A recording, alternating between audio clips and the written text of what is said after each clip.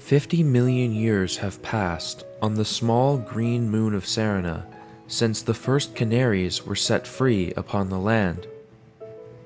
In these long intervening years, a world was built from the barest of foundations to a diverse palette of life today unmatched anywhere in the cosmos.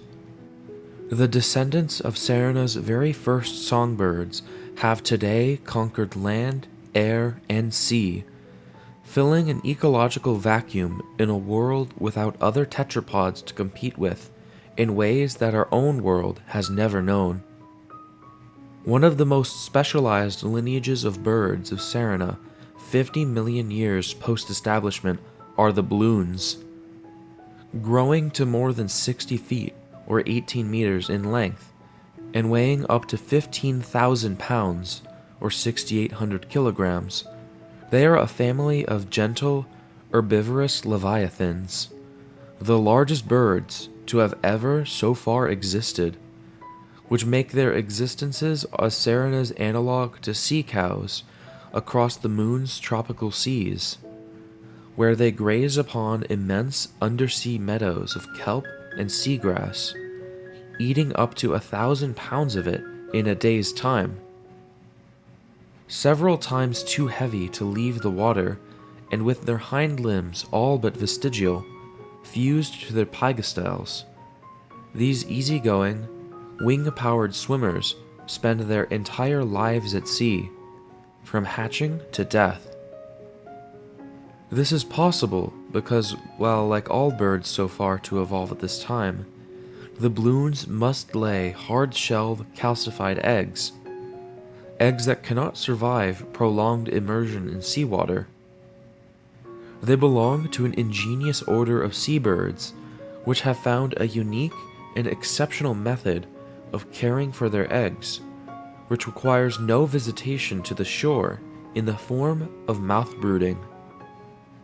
Mouth brooding, at its simplest meaning, to protect the eggs or young from predators by hiding them in the mouth, is a relatively common behavior in many fishes and even some tetrapods.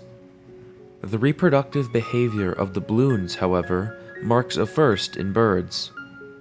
In these species and their relatives, it exists as a highly derived behavior originating from an ancestral tendency to protect the young chicks from danger or keep them warm by carrying and holding them in a pouch below the bill, which likely first appeared more than 30 million years ago in the Bloons' pelican-like ancestors, a group aptly known as pelicanaries, long flightless seabirds evolved from the dugel of the Ankiskan floodplains.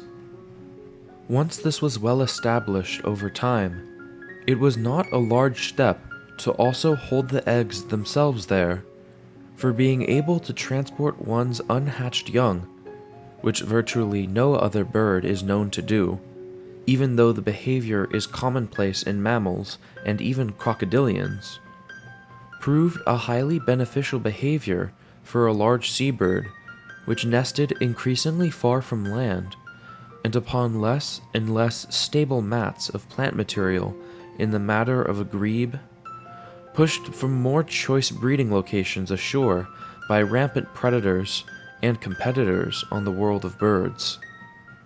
With eggs in this situation likely to roll into the water at the slightest mishap, evolution favored those eggs both most tolerant to brief immersion, with large and buoyant air pockets and waxy eggshell cuticles less easily permeated by seawater, and behaviorally, those birds which as breeding adults would still recognize their own eggs outside the perimeter of a chosen nest, which very few birds today can, and further, which were both willing and able to return lost eggs to the nest if they were to fall out. As this novel egg retrieval behavior developed, and the parent bird's mouth evolved to be increasingly well suited to the transport of both eggs and young, and furthermore, as one group of pouched piscivores became too large and ungainly to easily sit upon any manner of floating nest, They began to incubate their single eggs directly upon their soft, feathered backs. By taking turns to transfer the egg between them and covering it by turning the head over their shoulder and covering it with the warm, soft skin of the underside of the throat pouch, they found a new way to provide the developing eggs with safety, warmth, and humidity, independent of any true nest site at all. This was effective, but for the most part required the protection of colonial breeding in isolated, calm, shallow waters to truly work out. And so from here, it was not long before one group was to eventually begin to hold the eggs directly inside the throat pouch at all times. This freed the adults to move freely whilst incubating, and more importantly, hid the vulnerable egg from predators entirely.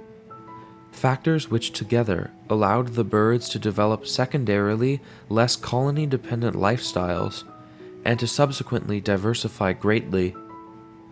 Now the male simply plucked the floating eggs from the water as the female dropped them and maneuvered them safely and quickly into the pouch to incubate while still allowing to feed himself and keep alert for predators. The egg became increasingly large, and insulated by the fat and tissue of the neck, it is effectively impossible to crack, for a strong enough blow to rupture it would also break the adult's neck.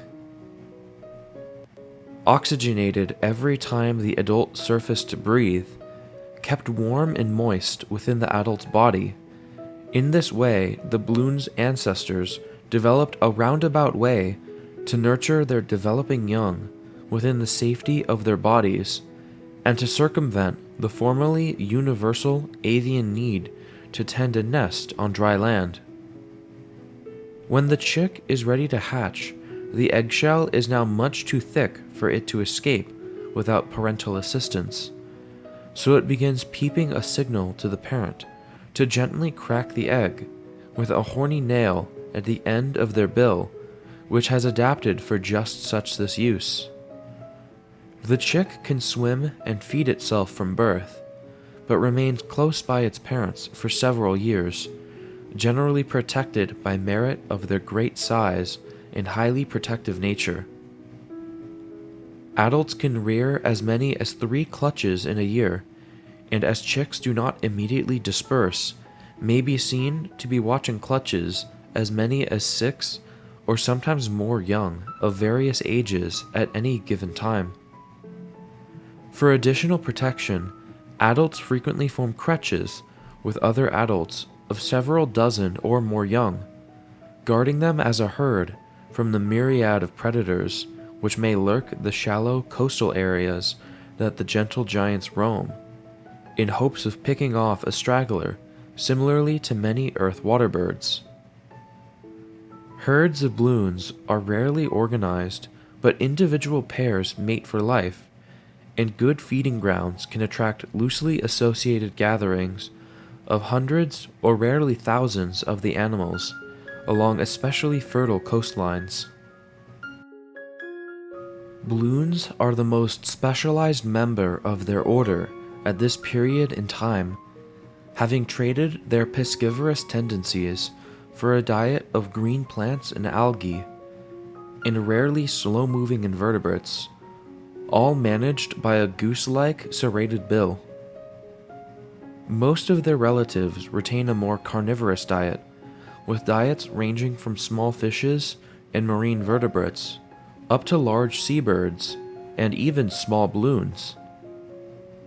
Though they may differ greatly in appearance, size, and lifestyle, however, they can all be allied by their unique manner of internal incubation.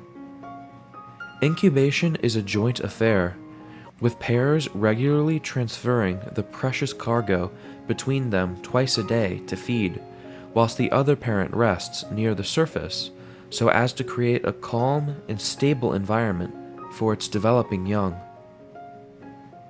Modern Bloons have almost wholly lost their plumage and retain only a very thin layer of fuzz over their bodies, generally just a few millimeters in length. Too large and bulky to properly preen, they are instead insulated by their body fat. The male emperor Bloon, Partiphagus imperialis, from the Latin partus, meaning childbirth, and phagus, meaning to consume.